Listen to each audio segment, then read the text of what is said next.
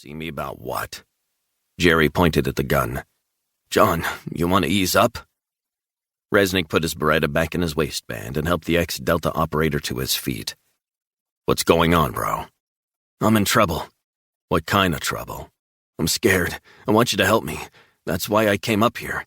I saw you purely by chance about 10 miles back. I've been driving throughout the night and all of today. I'm on the run. Been up to your house. I drove around a bit. Then I saw you. Started to tail you. I wanted to get your attention. Slow down. My attention? Jerry White seemed like a broken man, not the guy he'd once known.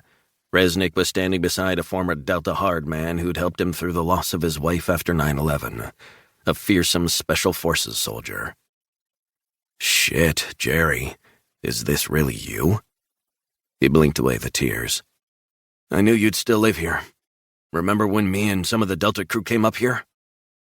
Reznick clasped his old friend's shoulder. How could I forget? We drank ourselves shit crazy. That we did. Reznick shook his head as he stared at Jerry's haunted face. You look terrible. What the hell's the matter with you?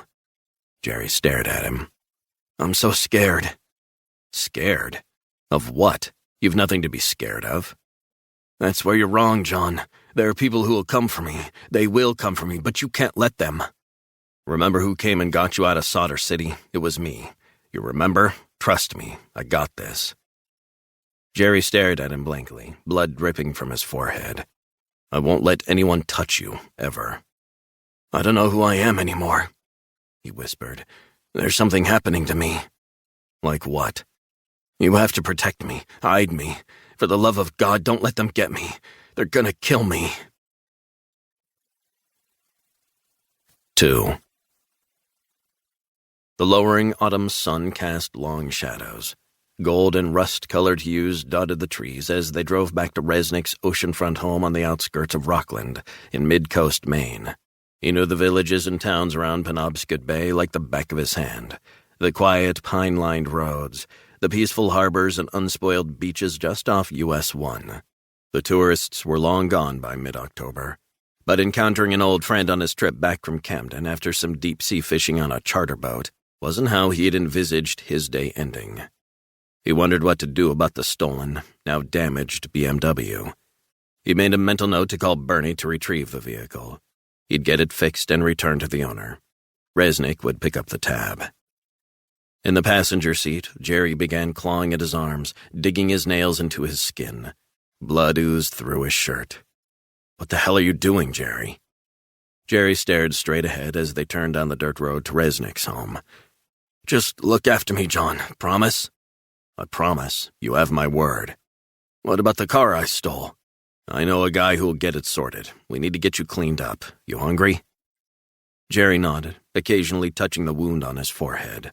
Blood had dried across his face. They don't feed me too much.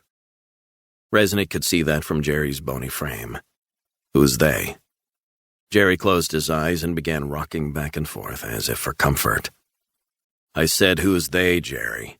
Don't let them take me back. Reznick wondered what the hell had happened, whether this was some post-trauma thing. Okay, relax, man. Nearly there. The salt-blasted wooden house his late father had built with his own hands appeared in the distance.